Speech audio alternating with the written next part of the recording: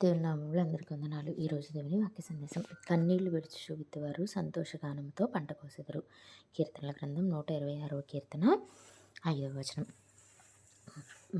మన బాధలు, మన కష్టాలు చాలామంది ఎలా ఉంటుంది అంటే పైకి చెప్పుకోలేరు వాళ్ళ బాధ ఏంటి, వాళ్ళ కష్టం ఏంటి అని.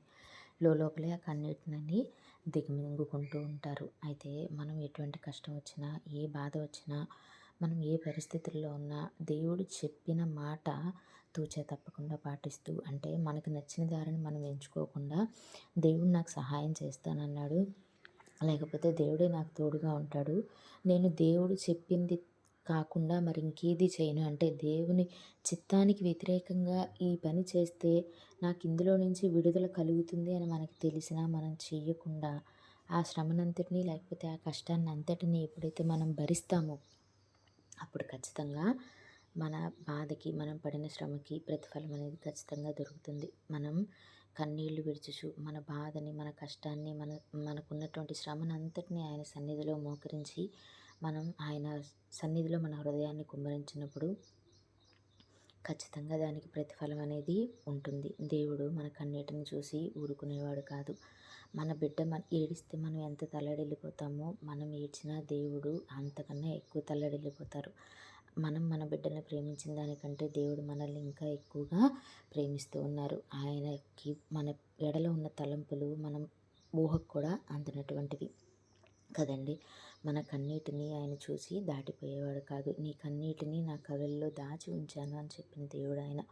కాబట్టి ఎవరైతే ఇప్పుడు శ్రమల్లో ఉన్నారో, ఇబ్బందుల్లో ఉన్నారో, కష్టాల్లో ఉన్నారో, ఎన్ని ఇబ్బందులు వచ్చినా, ఎన్ని కష్టాలు వచ్చినా, నా వలన, నేను చేసే పని వలన దేవుని నామానికి అవమానం రాకూడదు, దేవుని నామం పరచబడకూడదు, ఆయన నన్ను చూసి, నేను చేసిన పనులను చూసి బాధపడకూడదు అని ఎవరైతే నిశ్చయత కన్నీటినంతటినీ పంటి బిగబడతారో, ఎవరైతే ఆ శ్రమలన్నిటినీ ఓర్చుకుంటారో, ఏది జరిగినా సరే దేవుడు చెప్పింది తప్ప మరి ఇంకేది నేను చేయను, దేవుడు చెప్పిన మార్గంలో తప్ప మరి ఇంకే మార్గంలోనూ నేను నడవను, ఆయన తప్ప మరి ఇంకెవరిని ఆశ్రయించను, ఆయన చెప్పిన మార్గం తప్ప మరొక మార్గంకి నేను తిరగను, ఆయన్ని తప్ప మరి నా కన్నులు ఇంకా దేనిని చూడవు అని చెప్పి ఎవరైతే నిశ్చయించుకుంటారో, ఇదిగో ప్రభువా కొండల తట్టు నా కన్నులొచ్చున్నాను, నాకు సహాయం ఎక్కడి నుంచి వచ్చింది నీవు తప్ప అని ఎవరైతే మనస్ఫూర్తిగా ఆయన సహాయం కోసం ప్రార్థన చేస్తారో, ఇదిగో దాసుడు తన యజమానుడి చేతట్టును, దాసురాలు తన యజమానురాలు చేతట్టు చూస్తున్నట్లు ప్రభువా నాకు సహాయం కొరకు నీ వైపే చూస్తున్నాను ఎవరైతే ఆయన మీద ఆనుకుంటారో అటువంటి ప్రతి ఒక్కరి ప్రార్థన దేవుడు ఖచ్చితంగా వింటారు. ఆయన వినడమే కాదు, మన కన్నీటిని తిరిగి ఆయన ఏం చేస్తారటండి, మనం బాధపడుతూ కష్టపడుతూ ఏదైతే ఉన్నామో తిరిగి సంతోషగానంతో మనము దేవుణ్ణి స్తుతించే రోజైతే ఖచ్చితంగా వస్తుంది. మనం ఇబ్బందులు పడుతూ ఇప్పుడు కొన్ని పనులు చేయడానికి మనకు కష్టం అనిపించినా మనం కనుక దాన్ని చేయగలిగితే తిరిగి దాని నుంచి వచ్చే ఫలం అనేది చాలా సంతోషభరితంగా ఉంటుంది. కాబట్టి ప్రతి ఒక్కరూ పరిస్థితి ఏదైనా సరే మన కన్నీటిని చూసి ఆయన దాటిపోయేవాడు కాదు.